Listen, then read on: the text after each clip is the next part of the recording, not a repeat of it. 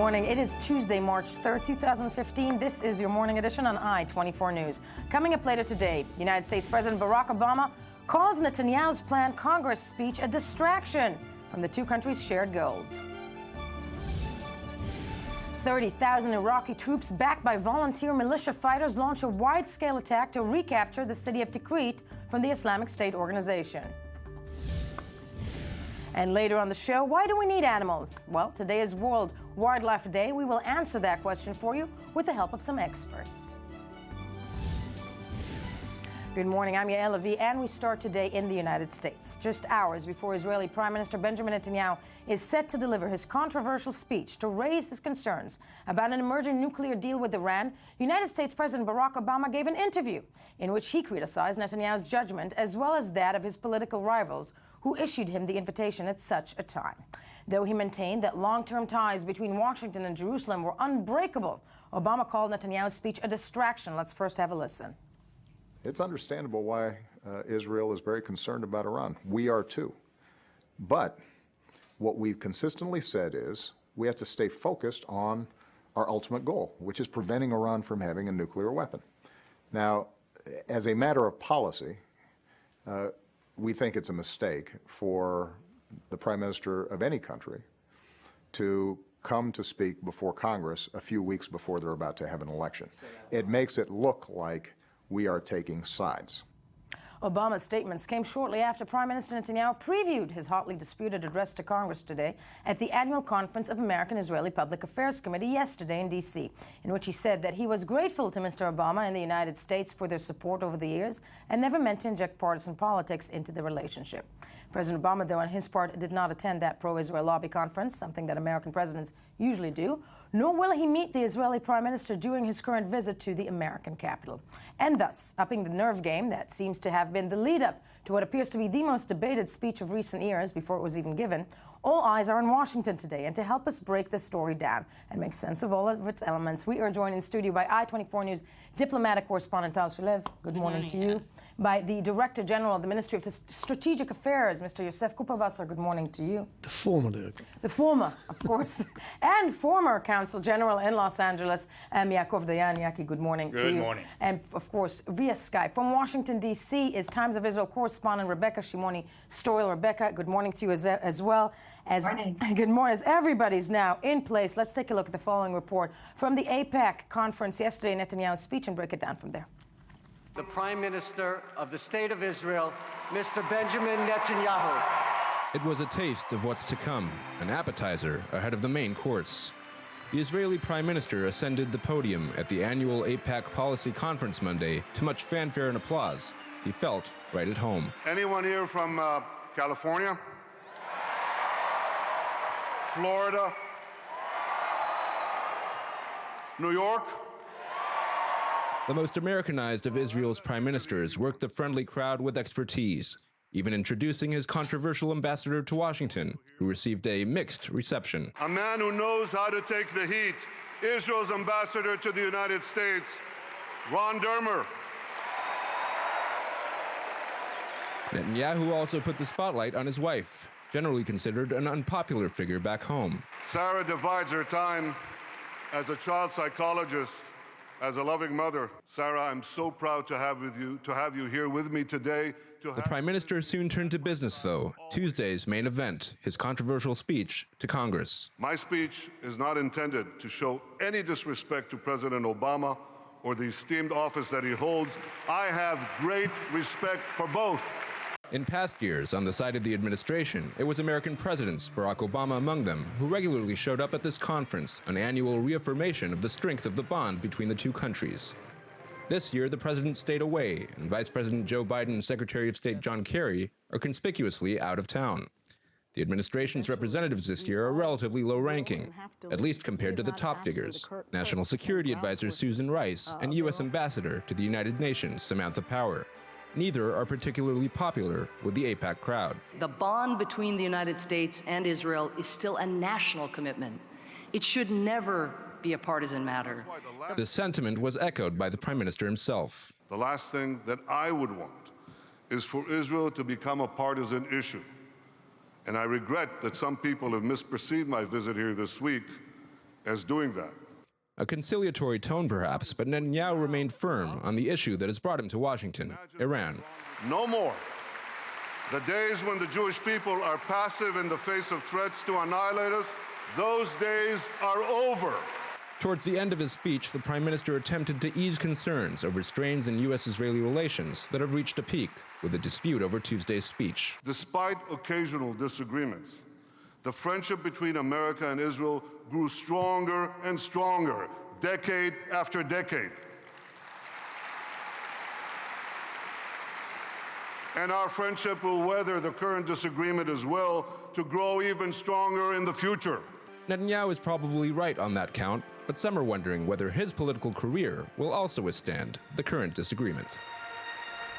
We'll first go to Rebecca Shimoni, Stoyle in D.C. First to reaction in Washington, because yesterday, the last 24 hours have been very tumultuous. There's the speech in AIPAC that Netanyahu gives. There's the reaction that Obama gives. What is the reaction in D.C. itself to all of this furor leading up to the speech tonight? Well, I think to a certain extent, there's actually a bit of a sigh of relief, a bit of a sense, actually, the past 24 hours could have been worse. Both Netanyahu, as well as Susan Rice, and for that matter, Ambassador Power, all three of them spoke at AIPAC today, and all three of them offered first a conciliatory note before they went into attacking each other's positions on Iran. And so I think there's a general sense that things could have been slightly worse or slightly more adversarial than they turned out to be today. Well, I mean, I think that's something that's trying to be portrayed. It's the time to turn to Tal Shalif, Tal Shavai 24 News diplomatic correspondent. It does feel like everybody was trying to put some water on the fire yesterday. Netanyahu comes on stage at AIPAC, the great bond between the United States and Israel, and of course, on his part, Obama, stressing the same thing. But what is the chatter behind the scenes? Well, I think Rebecca is right. It could have been worse, but it might still be worse. It might still be worse because there is, behind the scenes, there is another feud. The drama is still continuing on its way over to the United States. An official in the Prime Minister's office briefed the reporters on the plane that Netanyahu intends to reveal new information in a Congress speech regarding details of the Iran negotiations, explaining that Netanyahu feels that Congress is not fully aware of what is on the table, not as fully aware of the stakes, and he feels it is his job to inform him. That, of course, is not accepted very warmly by the administration. Yesterday morning, Secretary Kerry talks about it, just implies that he is concerned about these reports. But then last night, both the State Department and the White House actually lash out at Netanyahu, with the White House spokesman telling reporters that if such details will be revealed, the White House will be seeing it as a betrayal of the close relationship between Israel and the U.S. And that is actually, the word betrayal is a word we have not heard even in the past few weeks. So definitely it seems like we are at a boiling point ahead of the speech. No, it sounds as a boiling point ahead of the speech. And as we're theorizing right now, and I turn to you, Yaakov Dayan, former consul of Israel in Los Angeles. In the event that something like that happens, that the Israeli Prime Minister stands on the stage of the Congress and divulges information that was given, as a not just a secret, but as a confident measure between Israel and the United States, how bad is it for Israeli-American relations? It's extremely bad for the Obama-Netanyahu relations, and I don't know if something can be even worse than those relations, because what we have seen in the last couple of days is an emphasis of the American administration, both by the president and the Secretary of State and others, that the relations between the United States and Israel have never been so good. $20 billion in the last, since 2009 in military aid. 18 resolutions every year. Samantha Power, the ambassador to the UN, emphasized that the United States is blocking.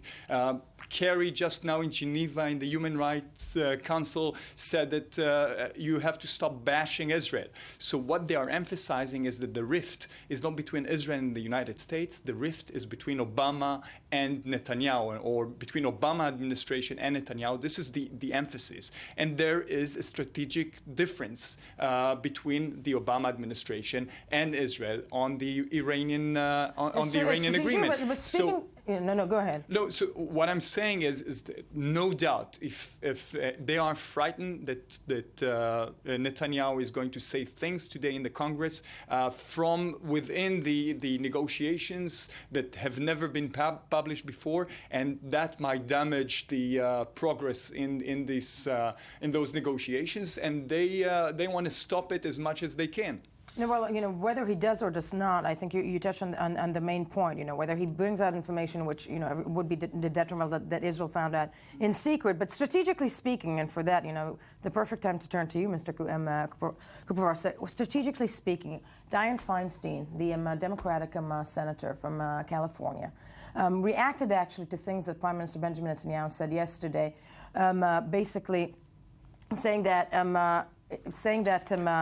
he is protecting the entire bulk of the Jewish people. Dianne Feinstein came out and said that essentially she doesn't look at it that way, that I think it was arrogant, she said, on his part to say something like that.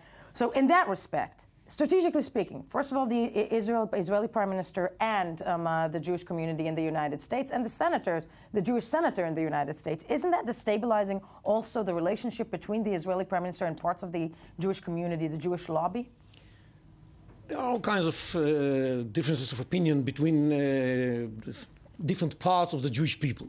You have to choose three opinions. Yeah, so it's, this is not to be really surprised at. I think what's really important is not how it affects the relations inside the Jewish community and how it affects even the relations between Israel and the United States, because I think the relations between the Jewish community and Israel are very strong. Even if there are some disputes and disagreements, they will survive. The relations between Israel and the United States are extremely strong. They are able to withstand any threat that may happen here and there. The important issue right now, and that's what Netanyahu is coming to speak about, and this is why he's coming now, this is when the president asks, what's the rush? This is why the rush is there, is that they are just about to conclude an agreement with the Iranians that threatens the security of the state of Israel. This is what the issue is. And this is what Netanyahu is coming to Washington to fight for, to prevent the signing of a terrible deal. That's the issue. Now, I listened to President Obama trying to explain why this is the best deal you can get. And he said no expert can show that there is a possibility to get a better deal. There are possibilities to get a much better deal. How do we know that? How do we know that that's a bad deal and that there are possibilities to get a better deal? Because he said, asking out loud. I'm saying, but the president himself said that maybe he would be, it would be enough to have it only for 10 years. And then what? What's going to happen in 10 years? The Iranians are going to be free to have a nuclear bomb in 10 years. He said that the verification and the monitoring system are going to be able to give us an early warning for a year. Let's look at the past. In the past, both in the case of Natanz and in the case of Fordow, we knew about these positions, these facilities, long more than a year after they were there. So let's be reasonable. A year is not enough. Speaking of interim deals, it is also actually President Obama yesterday, and let's have a listen to that before, because it's a valid point, that actually is discounting Prime Minister Netanyahu's argument that this is a bad deal, that Netanyahu already warned about the interim deal in the past and was proven wrong. Let's have a listen to what President Obama had to say yesterday in that respect. When we first announced this interim deal, Prime Minister Netanyahu made all sorts of claims. This was going to be a terrible deal. This was going to result in Iran getting $50 billion worth of relief. Iran would not abide by the agreement. None of that has come true. It's turned out that, in fact, during this period, we've seen Iran not advance its program. In many ways, it's rolled back elements of its program, and we've gotten more insight into what they're doing with more vigorous inspections than even the supporters of an interim deal suggested. So, now, when we listen to something like that, and actually, you know what, Rebecca, let's start this one with you and break it down from there. When the American president, actually, he's pointing a finger, not pointing a finger, he's saying Netanyahu has warned in the past, and he's been wrong in the past. Is that something that sells within the Republican base, or is that something that nobody is actually listening to right now because this speech is such a bipartisan, event that's going to go ahead regardless of anything else?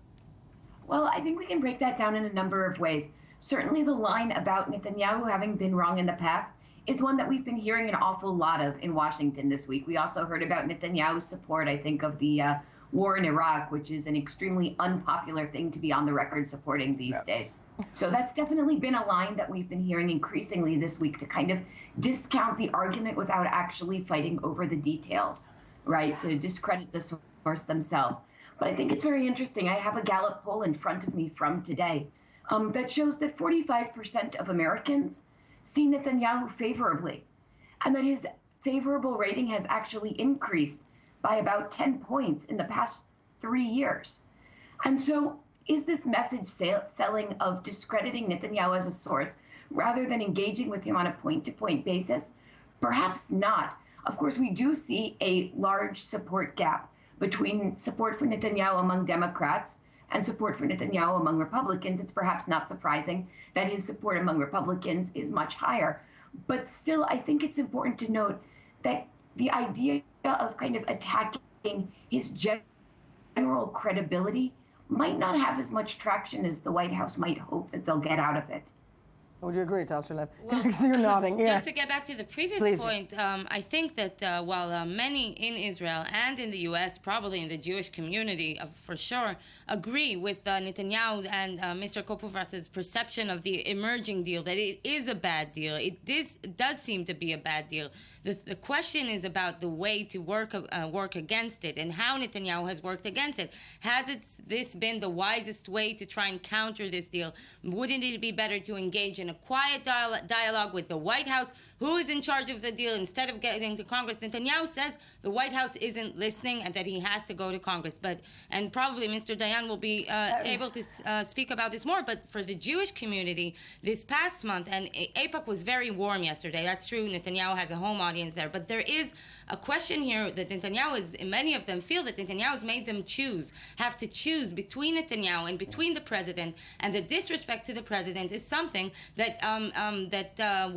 is widely perceived in the U.S. as something that as a red line. It should not be done. I mean, being in diplomatic situations as such, I don't want to say would you agree, but how does this bode for the perception for both the American audience and abroad, actually, extremely problematic. We have to remember that 70% of the Jewish community in the United States voted for Obama. So no doubt, in vast majority, they support the Democrats. It has been for decades like that, and for them to have to choose, to put them on the spot, to have to choose between their president or their loyalty to the president and to the state of Israel, this is a very problematic spot in which they don't want to be. By the way, I have a lot of hours of Dianne Feinstein because she is a senator from California, and I met her a few times. So I have to tell you that her language yesterday was very harsh. But she hasn't changed her mind. I mean, I had very difficult meetings with her even back then, although she is Jewish, but she definitely doesn't support neither Netanyahu nor his policy on Iran and other issues. Okay. So it's extremely personal there. But we have to remember, and this is what the discussion we all agree. I mean, strategically, everybody agree that this is a bad deal, beside one person, and this is the president. President Obama does not agree that this is a bad deal. And here we all agree that this is a bad deal. Tactically, we differ. So some say the speech in the Congress is good. Some say because the only leverage that you have now on the president is the Congress, by the way, on sanctions, on bringing the agreement to the Congress to confirm the agreement. So this is the only leverage that you have. And Netanyahu feels that he has to use the only last leverage that he has. So basically, I'm going to have to go back to Tal's point. Is this the best leverage? Is this type of modus operandi? I mean, for the last 24 hours, yes, we've been hearing about the speech for the past, several weeks since it was announced. But for the last 24 hours, I'm sorry, it's almost like a joke. Here comes Obama out. He says that on the stage. Obama gives a special interview to Reuters, kind of like it was, a great, I think, analyst from Haaretz who Tal knows very well. Hamish Lev called it, it's like this nerve game. So I agree. Between children. I think, although strategically Netanyahu is right, because President Obama, as part of his legacy, is determined to go and have a deal with the Iranians to be the Nixon that went to China. He will be the president that is going to Iran. This is part of his legacy. He's determined to go there. the problem with the speech, and I agree, I would skip the speech in the Congress. I would do other things, but we have to understand, A, the only leverage that Netanyahu has now on the president is the Congress, and B, he has to use everything because at the end of March, we have the deadline for the framework agreement. And if the Americans are determined to go there, he has to shout as much as he can. So the problem here, and this is a big problem, and this is why I would skip the speech in the Congress, is that you're turning this issue, which is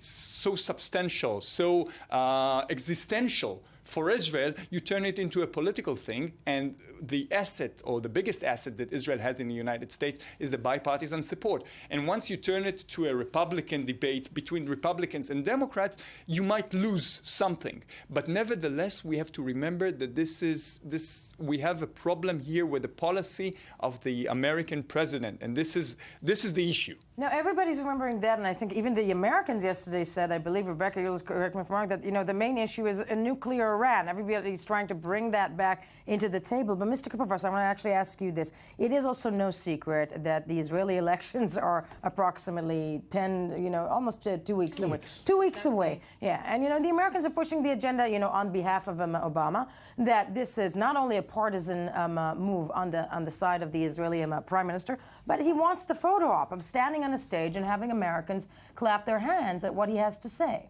I think this is ridiculous. It's, the purpose of going to we have refrained from going to the Congress all along the way. This option was there for a long time. We never went to the Congress because we understand all the sensitivities. That's why we didn't do it before.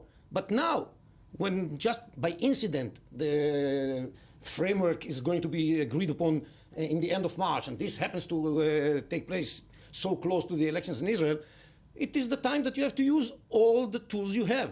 What are you going to say to yourself later on? That I was worried that somebody would think that this is going to be. But just to play devil's advocate, it's how the move to Congress was made. Without I think the move to Congress was made people. Properly. Maybe the White House was not informed on time. It's a matter of procedure. This is really ridiculous. The policy of the White House is to prevent Congress and Israel from disturbing them, from distracting them, as the President said, from getting a deal that we consider to be a very bad one with the Iranians. Now, they consider it to be a good one. What can we do?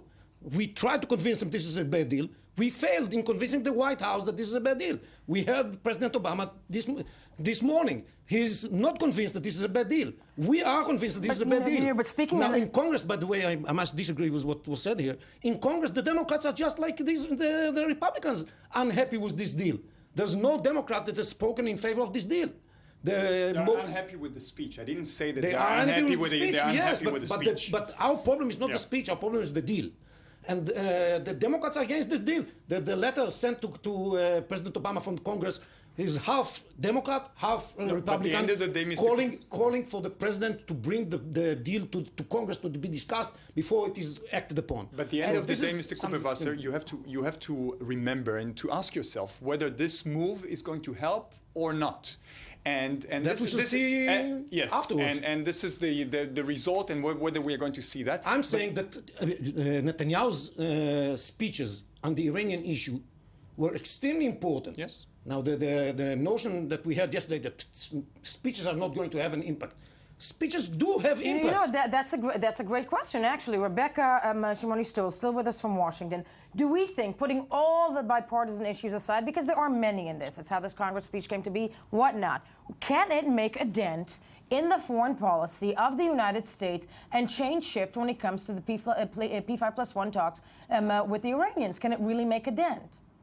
Well, I think part of the question is, what is the dent that is looking to be made here? In terms of Congress, and Congress saying, yes, you're right entirely, and sanctions the move. I think it's important to remember that Netanyahu's speech does not exist in a vacuum. It occurs at the exact same day that somewhere around 12 to 16,000 AIPAC members are going to be lobbying Capitol Hill for two very specific pieces of legislation that Israel supports very strongly. One is the Kirk-Menendez bill to add the potential of additional sanctions if Iran backs out of the deal. The second legislation, which is new but has been talked about for a while, simply seeks to increase congressional review over a final deal in a review that its sponsor, Senator Corker, points out that the Iranian Majlis has, but Congress does not, to vote up or down a final deal. And what's important about these bills is that it's possible that these bills already have majority support in both houses of Congress. But what they have to look for, what Netanyahu has to look for, and what the lobbyists from AIPAC have to look for, the citizen lobbyists who are coming up today already, have to look for, is can they get 67 votes? Because Barack Obama has promised a presidential veto of both pieces of legislation.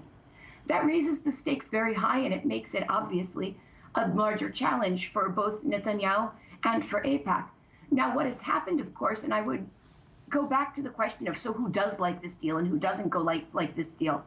I think it was very interesting that today at the AIPAC policy conference, far and away, even beyond the prime minister, the most popular speaker, who people were calling a rock star and other choice terms, was none other than Senator Robert Menendez, the senator who's sponsoring both of these pieces of legislation, along with Republican co-sponsors, because Robert Menendez is, of course, a Democrat.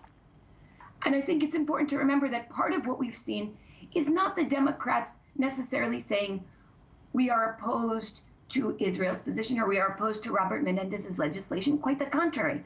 The White House has had to lobby Senate Democrats extremely hard in order to get them to back away from legislation that would constrain the White House's ability to negotiate as per the White House on these deals. So I think it's a misnomer to think this is a partisan issue and it's being increased by Netanyahu's presence. Part of the responsibility for this becoming... validly point, but in the really short time that we have, Tal Shalev, because I know that you have a bit of information. I've got 1 minute to go. No, just to say that I agree with what Rebecca is saying, but definitely this doesn't come in a vacuum. There's a political grudge between Netanyahu and Obama regarding Netanyahu's relationship with prominent Republican leaders and donors that goes back a few years, right? We have this also all comes after Netanyahu's close connection with Sheldon Adelson and close an adoption actually of Mitt Romney in the 2012 race, and John Boehner himself is going out of his way to show how welcoming he is to Netanyahu, presenting him with a gift of a bust of Winston Churchill, who will presenting him a bust of Winston Churchill today. He's also invited. I know everybody's okay. Exactly. Well, it's the second other leader. Netanyahu is the second leader after Winston Churchill to address Congress 3 times, so that it's definitely symbolic. Right. So Boehner is going out of his way to show how Netanyahu is welcome. There's definitely some political sensitivity to this that both sides are responsible for, both Netanyahu, the White House, and of course the Republican Party. Well, I know. Well, in the words of Mark Twain, I think reports of the relationship have been demise of the relationship have been premature, as the Prime Minister said. But this item has ended, sadly, all the time we have. The Iraqi army, when we get back, launches an offensive to recapture the city of Tikrit. We'll take a closer look at Saddam's old stronghold and who really controls it right now. First, though, let's hear some more of the morning headlines.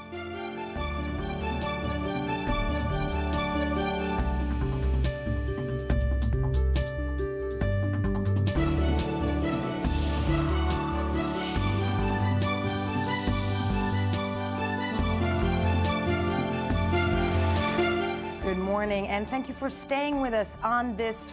No, it's March 3. On this March 3rd, 2015, I cannot believe I forgot that, because yesterday was my mother's birthday. But I'm moving on to real news, and for which I will say hello and good morning to I-24 News senior news editor Ruti Sinai. Good morning to you. Your mother's birthday, 80th is I recall, 80th birthday, exactly. Momentous. It's a momentous. It is momentous. Thank you. That's that's the news that's fit to print. Ali Wakid also in studio. Just so you know, now we can sit back and relax. And it was my daughter's birthday yesterday. Really? Pisces, great sign. Good luck, honey. I gotta say, seriously, as a Pisces myself. But we digress. Yes, what was the news we missed while scanning the headlines? Okay, well, anyone going to the UN Human Rights panel yesterday in Geneva and hearing Secretary Kerry speak might have thought that he'd gotten confused and taken the pages of the Netanyahu speech, because Kerry got up there and made an impassioned plea in Israel's favor, saying everything that Israel has ever said about the UN Human Rights Council, which is that it's biased and it keeps picking on Israel and it doesn't, this undermines its credibility, and that instead of picking on North Korea and other serious violators. If we were playing, questionable, sarcastic people, what was behind that speech, do you think? Valid points. I want to believe that the guy is sincere. I don't know. I mean, he's an American, he's... With Kerry, what you see is what you get, I think. I don't think it's a good point. I'm just wondering, because it was the 24 hours leading up to the Congress speech that Prime Minister Netanyahu is going to give. Yeah, well, no. Afterwards, he had a news conference and he dug into, he was quite vehement about what he thinks about the speech and about Netanyahu going to spill the beans. What's interesting about this, that, as former consul to Israel, Yaakov Dayan, said to us about 20 minutes ago, is that the Americans are trying, and I wonder if you agree, to portray this as a rift between, to push the point that it's a rift between Netanyahu and Obama, not Israel and the United States, which is what it feels like. Yeah, although, there's, we don't have time, but there's much to say about that too, because I don't think, there's an underlying problem here. Okay, moving on. Yes. In Geneva, there are a lot of rich people, and we're not one of we're not in that group. We are going to see the latest list of Forbes. You may or may not be surprised to know that Bill Gates is still the richest man in the world. His fortune... Who was in the running to finally depose him? Well, there are a few. There are a few brothers and fathers and sons that if you combine their fortune, they bypass him. But anyway, 80 billion, 79 billion. Okay. So... 79 billion is what... Is what he's Gates worth. Yeah. 79 billion. And to remind you that he's giving it, virtually all of it, to charity. No, true. He does that. Not ours. No, but, Yeah. I keep bringing the point back to us. Yes, moving on. Okay. There's two women in that list. No, excuse me, one woman. Lillian Bettencourt, L'Oreal Cosmetics. Right. She's kind of poor, 40 billion only. Okay. Pathetic. Yeah. We're going from riches to rags, not the other way around. Horrible story in Los Angeles. A homeless man with a history of mental illness, living on the street for the past few months in some sort of, little tent encampment on a sidewalk in what is known as Skid Row. It's that area of LA where the homeless hang out. Not sure how this all began, but the bottom line is that 3 policemen and then reinforced by 3 more policemen shoot dead this homeless fellow whose biggest sin, I guess, is that he's not on the Forbes list and that he has mental illness. We have a clip of this. Let's have a look. Yes. It is definitely one of the more horrific stories of the last 24 hours. Let's have a look.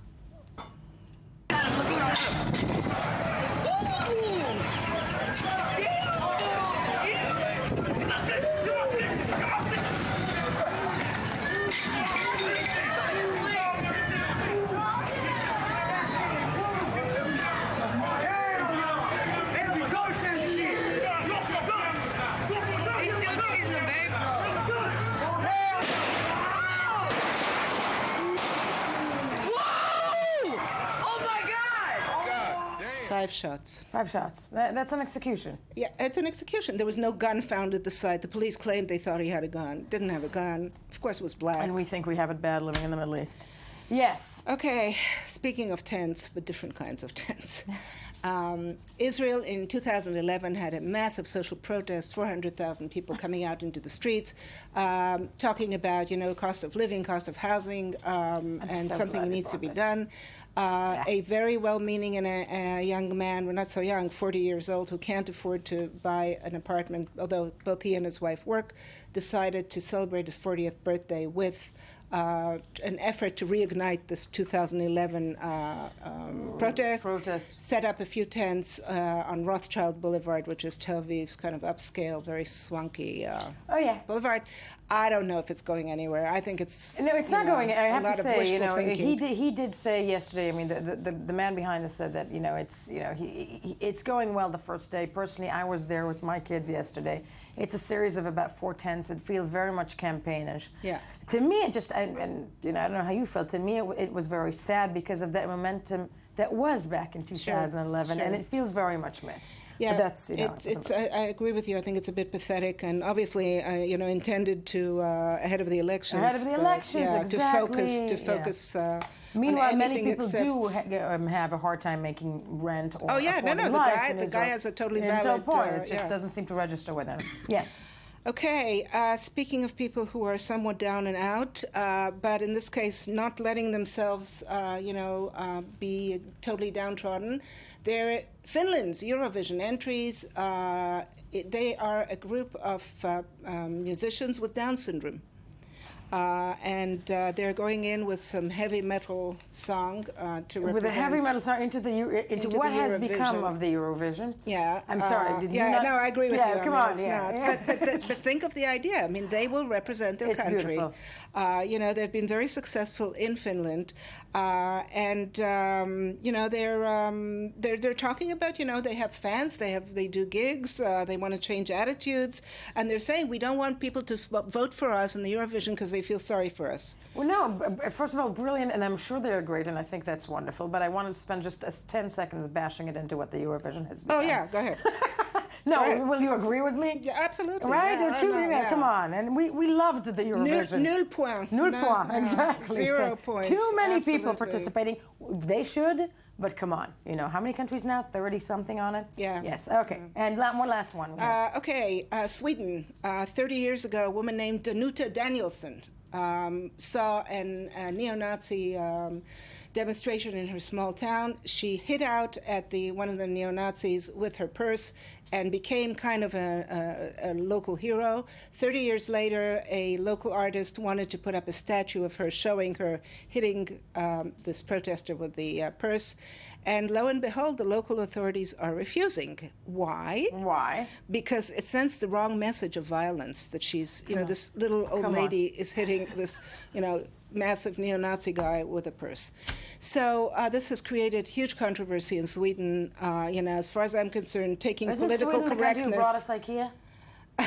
Okay. Yeah, but taking political correctness a bit too far. A bit too far, completely. Yeah. And as I said, from the country who brought us IKEA. Yeah. Explain it all. Ruthie, thank you so much for bringing all of that to us today. I'm still slightly locked in the studio as we move along. The Iraqi military, alongside thousands of Shiite militia fighters, began a large-scale offensive yesterday to retake the city of Tikrit from the Islamic State. In the largest such effort today, some 30,000 troops are battling the jihadist defenders on several fronts in and around the town. Now, the military is being aided by thousands of Shiite and Sunni militia fighters, as well as by aerial strikes of Iraqi jets. It is a battle that could either become a pivotal fight in the campaign to reclaim North and West Iraq, or, alternatively, deepen the country's bloody sectarian divide and possibly, break it apart to something completely different. So to hear more about it and the strategic importance of this ongoing battle, we are joined in studio by I-24 News Middle East analyst Ali Waqid. Ali, good morning to you. Of course, before we break it down, let's see how this mass battle, supposedly is going in the following report. A large-scale offensive against the IS in Iraq on Monday as Iraqi troops moved to retake a central city from the terrorist group in the most comprehensive attack on the jihadists in Iraq since the group began spreading in the country. Backed by an estimated 27,000 volunteer Shiite militia fighters, the Iraqi military is now moving towards the city of Tikrit in a battle that could either deliver the most considerable blow yet to the IS if it succeeds, or deepen the country's bloody sectarian war if it fails.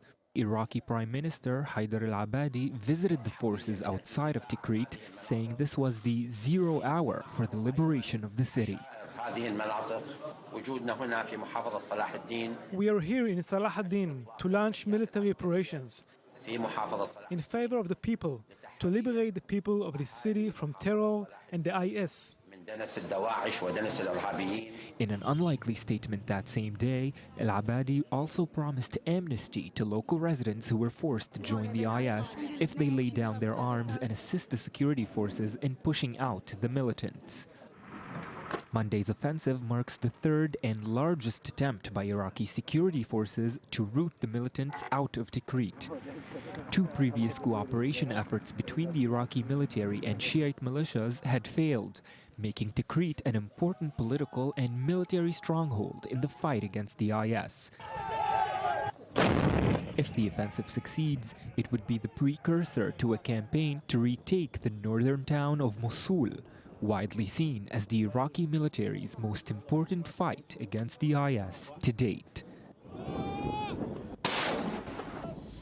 Ali Walker, the I-24 News senior Middle East analyst, joining me in studio. I'm looking at this battle of the so-called, well, let's not be mean, not the so-called Iraqi army with the aid of many, many, many people.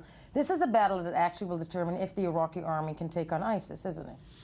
Well, I'm not sure that it reflects the general picture, but indeed it is like a kind of a general rehearsal before the fight towards Mosul, which is the most important city because of its strategic location and because of being close to the Kurdish Federation and also of the oil. Tikrit also is oil where we've got the oil in the region. Tikrit also being, I have to say, it is very symbolic. Saddam Hussein. It's Saddam Hussein native city and one of the most important region for the Sunnite community.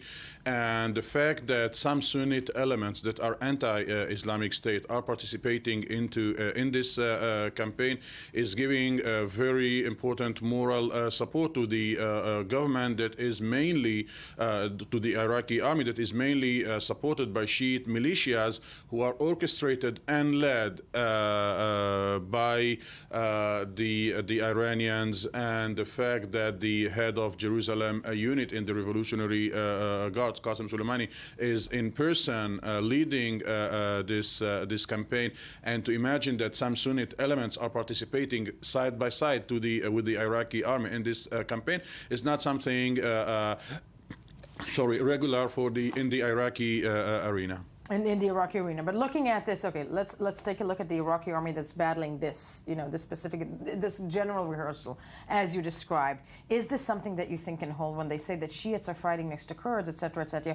But at the end of the day, it's all of these, these groups fighting against the Sunnis. Doesn't this type of battle deepen the sectarian divide and actually break Iraq apart? Well, if there is a political process, and the Prime Minister Haider al-Abadi promised there will be a political promise that aims to more integrate the Sunnite community in the state and in the decision making in the political life in the country, it can explain how some Sunnite elements, some Sunnite groups, some Sunnite tribes are participating at the side of the Iraqi army and Iranian Shiite militias.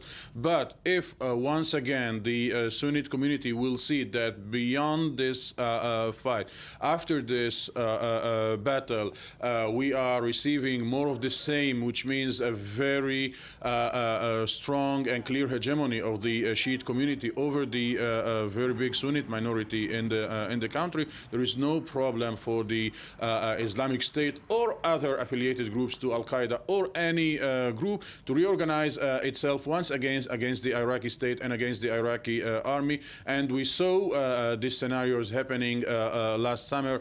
2 years ago, the government succeeded to clean the region from the Al-Qaeda affiliated groups. Last year, the ISIS and other affiliated groups to Al-Qaeda took control once again over the region. So if there is no clear process of the government towards the Shiite, to the Sunnite community, we are going to see the same thing happening. I want to pay attention. I want to see that Iranians are acting on the ground and the Americans are participating in the airstrikes against the Islamic State. That's $1 million question, because that's already some form of cooperation between Iran and the United States, which many analysts today will say that that's behind another deal that's trying to be signed, but that's a whole different story. Ali Waqid, always a pleasure to have you with us. When we get back, something so completely different. It's World Wildlife Day. That's an excuse to look at cute animals, basically. So stick with us. First, though, let's hear some more of the morning headlines.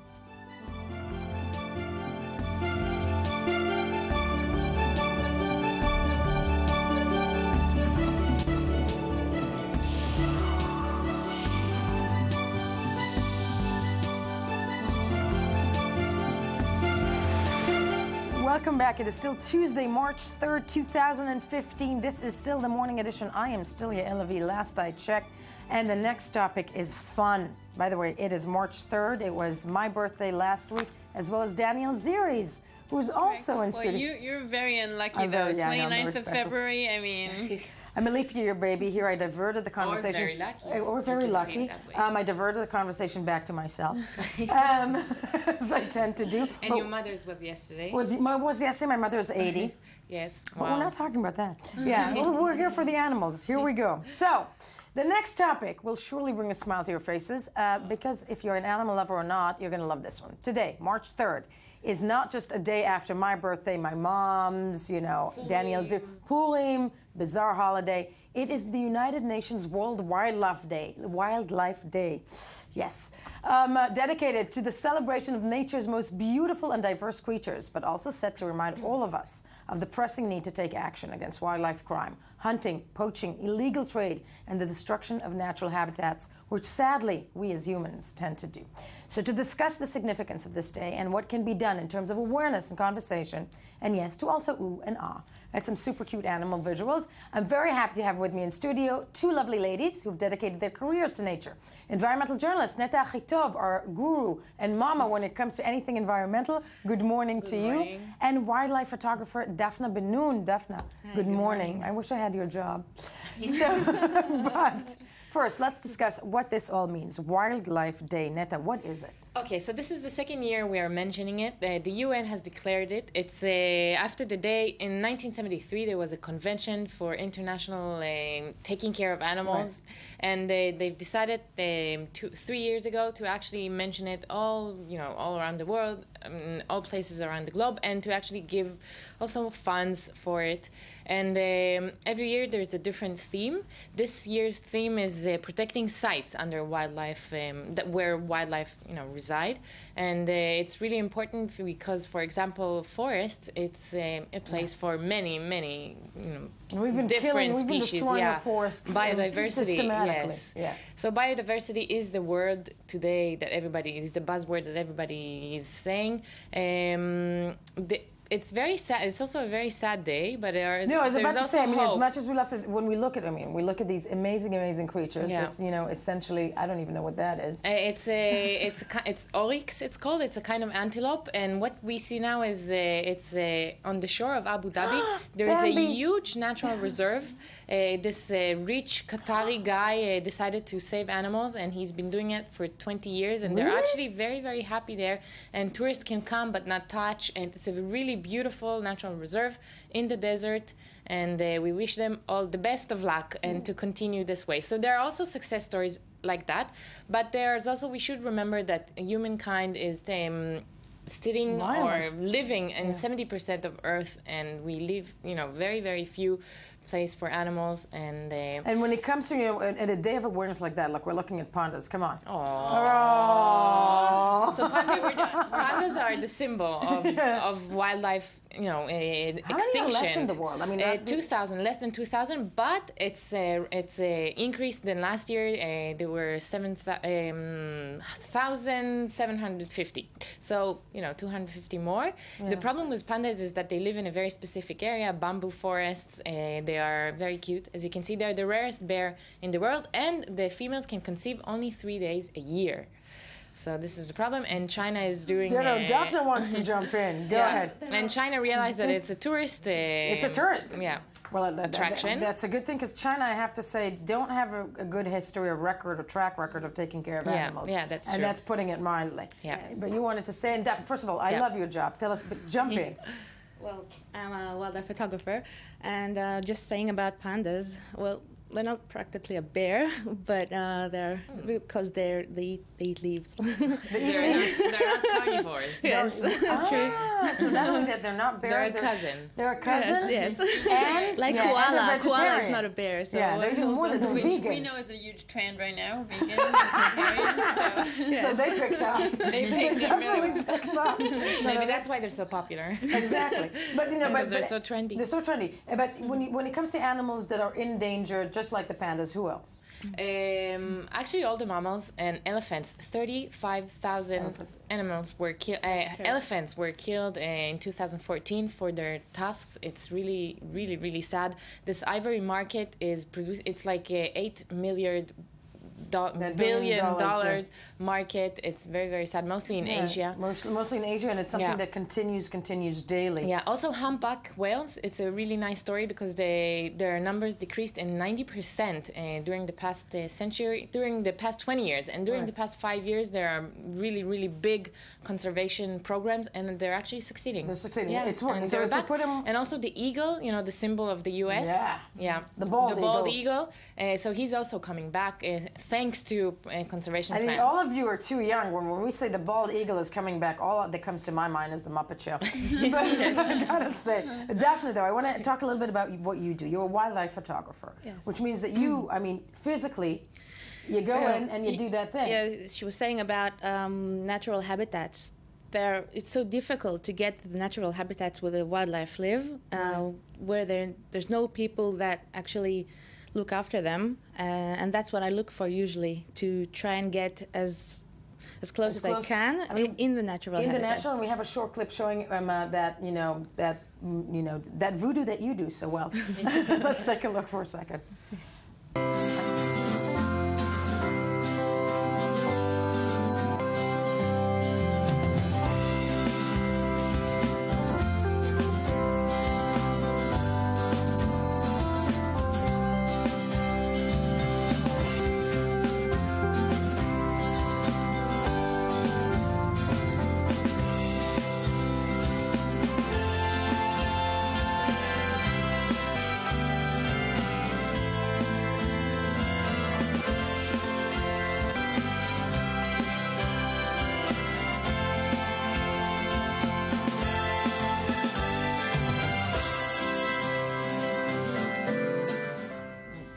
Well, first of all, wow.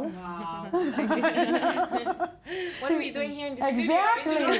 We should go out with you and dive and save them and have meaning to our lives. And give a kiss to a dolphin. I know. And what was that thing that you said that the manatees? Yeah, so these manatees are in the Amazon, freshwater manatees, and I was there in the rehabilitation center, and they were telling us that even though it's illegal, they still they find the babies, they tie it to the boat, and then the mother follows them, and then they kill the mother. It's very sad, and they're working very hard there to try to take them back into nature, but it's not really working there because. How did it come about for you to say, I want to be looking for these, amazing animals that are, some of them are about to go extinct, and find them all over the world? Well, it was kind of a long procedure. Ever since I can remember, I loved animals, and I had a small camera in my bag since I was in kindergarten, I think. It's incredibly impressive, because all I did was save cats. Well, that's also very honorable. And when it comes to, if you're looking at these, wildlife reserves, or as you said, some of them are working, but there's not enough, right? Yeah. What we saw now on the screen was it's amazing. Like 12 manatees were stuck in a sewage pipe in Florida. They went there because they were seeking warmth, because it was a really, really cold day. And as you see, many people are coming to rescue them, and they actually managed to rescue all of them alive, and also a mother and a baby. And here you see them taking them out from the sewage pipe and bringing them back to sea. So there are also, good people. And good people and good outcomes. But as you mentioned, and I want to mention another thing, really important: animals and entertainment. This is really it's terrible. It should be illegal all over the world. There are bears still dancing, in the streets of China, and there are SeaWorld is still SeaWorld, the big functioning. What was the name of the great film, the documentary? Blackfish, which and also many Western tourists that love animals, they think it's it's legitimate to ride an elephant in India, which is like, it's really, really terrible, because the way they raise the elephants, so they will be they will agree to have people come on their backs. So we should really all avoid that. And this is also a theme for this year's World Wildlife. Don't abusing take animals.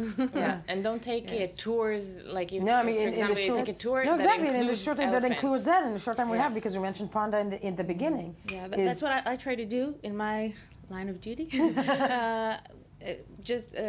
go and see the animals in their natural habitat and then come with bearing news saying how difficult it is for them to live in those conditions. And so people should be aware of that and take care of, if it's about the global warming and recycling and stuff like that, to understand that everything has effect. For example, I was photographing emperor penguins in Antarctica, and it was minus 10 degrees Celsius, and it was hot for them. They were lying on the ice, cooling off. Right. And the fact that minus 10 is warm for them. Just imagine if it gets even warmer. What it gets to there. And there are many things that we can do. There are many things we can do, but there's very little time that we have left. So you are locked in studio with us as we move along to the spiral viral that is the web review. No wiper, I'm assuming. And here we go. Daniel Ziri was sitting patiently in studio for the time we have. Patiently, but very interesting. But very interesting, very interesting. What do you have for us here? Well, let's start by something a little more on the heavy side. An issue that is very important, very central. We've been hearing a lot about it. That's bullying. And particularly cyberbullying, which we know that drove some kids to actually commit suicide in the past few years. Well, the social media giant Facebook wants now to use its interface to actually stop this phenomenon, stop suicide. And the social network announced that it will be adding some tool to its interface so users can more easily report Facebook friends whose posts suggest that they might be going through something difficult. So if you see someone posting things... I think it's an incredible, initiative. I'm just wondering out loud with you and everybody in studio. Come on.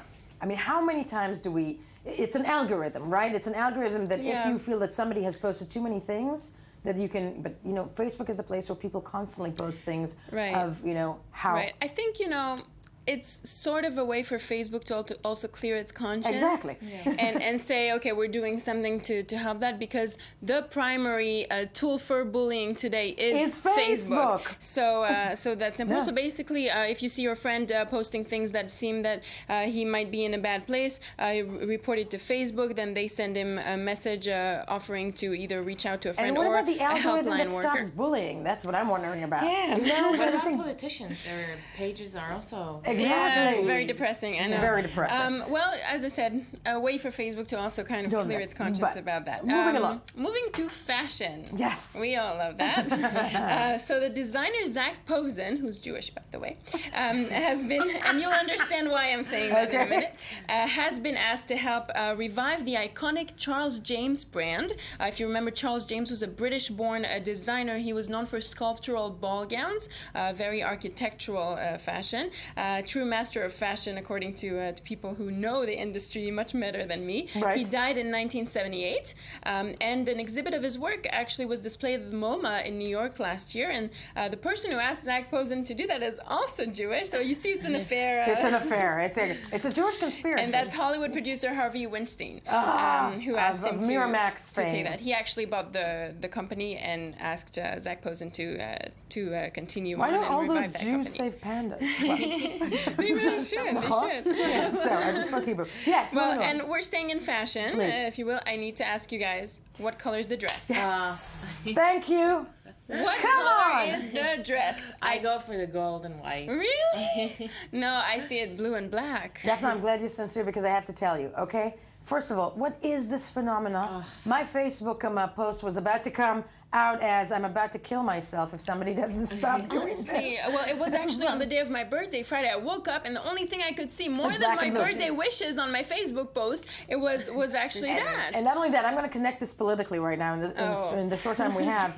This is what Michael Steele, the spokesperson for Mr. Boehner, the Republican Speaker of the House, said, if Taylor Swift and Katy Perry did a joint concert at Madison Square Garden wearing white and gold and black and blue dresses accompanied by dancing sharks, apropos, and in llamas, that will be the only way you would have a tougher ticket to get into. And he was speaking of Netanyahu's speech in Congress tonight. Good. Yes, so that's the connection. Very nice. Yeah, very terrifying. nice. But what I want to tell you about the dress is that it made such a buzz that now it's even printed in 3D. Yes, there's a 3D printing company. What's the shtick behind it? It's a hoax, I know. Isn't well, it? they actually used the dress debate as an opportunity to create an object, and so they made little figurines of the dresses. So one gold and white and one. I'm not sure what you're supposed to do with them, but oh well, someone has to make money from it. Yeah, very terrifying in that respect. They actually uploaded the design online, so you can, if you have a 3D printer at home, which I assume everybody does, Of course. you can just you print can make them the dress. at home. And Choose something the else that we colors. have, we'll check with you, Daniel Zier. If you had the 3D printer, well, the 3D printer that you have, would you make that dress? I think I'll use it for better things. For better yeah. things. Okay, folks, all Moving the time. on to No, sadly, darling, all the time that we had, I know. Oh, well, You we'll know, continue I know. next time. We will continue next time, and because we had a lot of animals that need to be saved. When we get back, sports folks, Chelsea won something, and Yoav Borovich will be in studio to tell us why. First, though, some more of the morning headlines.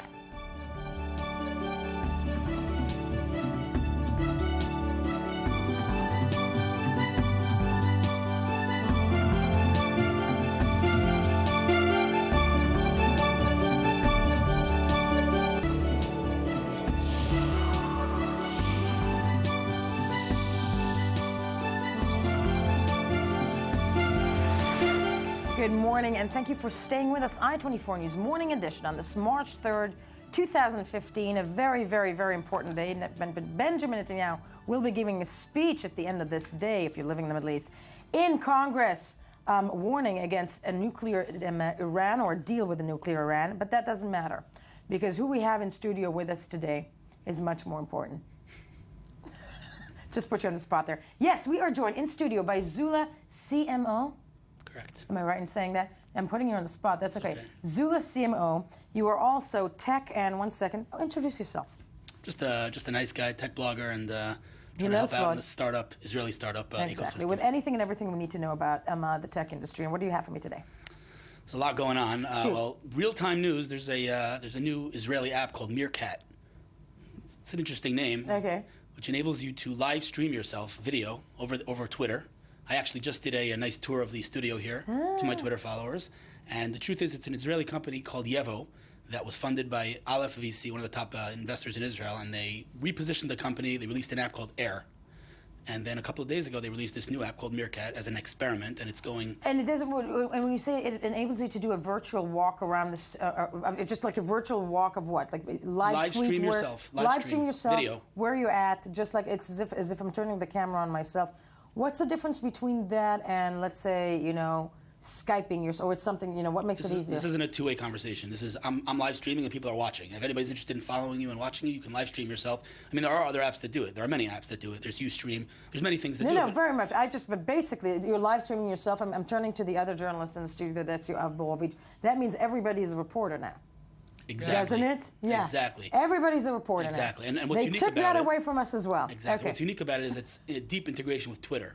So as I'm sure you know, Twitter lets a lot of things have gone pretty viral over the years on Twitter, and so this is going really viral. And how much of a run for their money is this Israeli startup giving other startups? I mean, what's unique about this? It literally launched on Friday, and all the tech elite in Silicon Valley are using it. Everyone's talking about it. The biggest sites, everyone's writing about it. They're saying Twitter should have released this app themselves, and it's really going quite viral. And again, it's an Israeli company, 5 minutes from here. Okay, and you basically live toured our studio. I did. I just did a walk through the studio. A walk through the studio. Wish we'd known that. We would have shown it. Nice stuff. What else?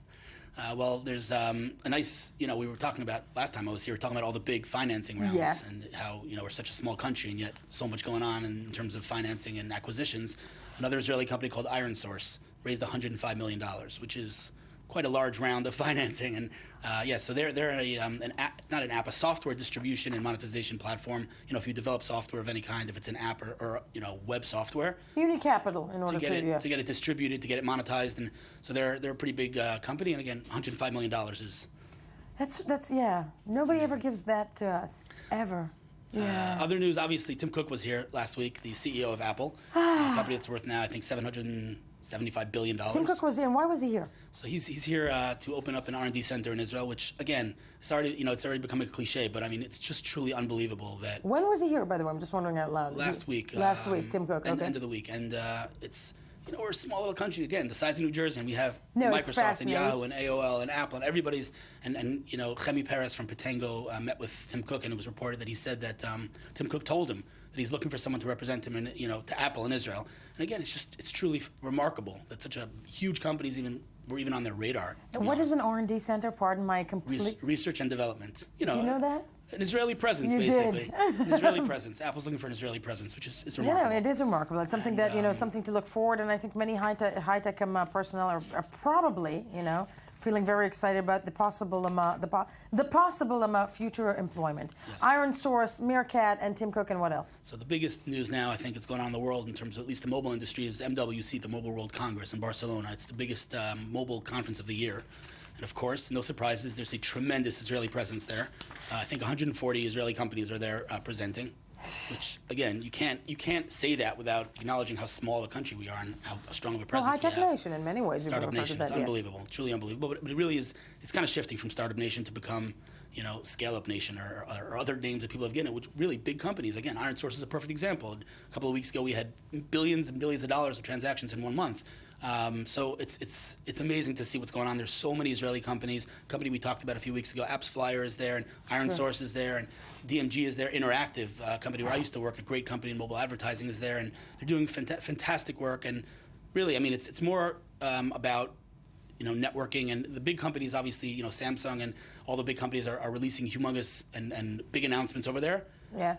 But Israeli startups they really have a strong presence there, and it's fantastic. No, and it's something that I think really moves them. It goes to the point of the fact that we are a force to be reckoned with. Absolutely. Not just the IDF. Absolutely. Yes, it's Startup Nation. Fascinating stuff, though. I think that's basically all the stuff that you brought us today. Hillel, it's always such a pleasure to have you, and I'm locking you in studio because the real big news of the day is by this talkative, incredibly I'm a passionate person next to me. That's Yoav Borovich. Good morning. I cannot get a smile out of you for the life of me. I've been trying for sideways, backways, whatnot. Very early. It's still very early. Okay, Yoav Borovich of the Sport Magazine, the Sport Division, the Sport Headquarters of I-24 News. What is the big news today? I'm a Chelsea fan. Be careful. Okay, actually, it's not such a great thing to be a Chelsea fan lately because we talked about what happened a week ago in Paris. We did. Sorry, not a fan. I'm a club member. Yeah. When Chelsea fans wouldn't let a black Parisian to enter the metro. That was a huge story. Now they invited the guy to their next game. But as they came back... He rightfully said he doesn't want to go, right? Yeah, he said he doesn't want to go. There's a lawsuit going on in France. He became a very famous person in France. So maybe, for him not to be able to go on the metro became not such a bad thing. Yeah. But it is a terrible story. But as they came back to England, they had a final game to play, a League Cup final against Tottenham, which is kind of the Jewish team in London. Has all the Jewish supporters, and Chelsea management told their fans no anti-Semitic chants because for many, Chelsea actually has a lot of Jewish fans as well, but when they play against Tottenham, the so-called Jewish team, yeah. The Jewish team, their nickname is the Yid Army. Okay. So there's a lot of banter, bad blood. But Chelsea actually won the game. I'm not a big Chelsea fan. I wasn't happy about that, but they won the game, and that's the first title for their legendary coach Jose Mourinho after coming back to England a year and a half ago, which is a very, very big deal in England because we're talking probably the best coach in world football. The thing with him is that when he's coaching a team, nobody talks about the team. Everybody talks about him. It's all about him. So first of all, let's hear what Jose Mourinho, who even I, the blonde chick, know who he is. Let's hear what he has to say. I know that I have a team to build, which is what we are doing, but I feed myself with titles. Difficult for me to live without winning things, even knowing that we are doing a work for being stable and being stable for many years, but it's difficult for me. I need to feed myself with titles, and this is important for me. It's important for the boys. For the club is one more cup, but it's the first one of a new team.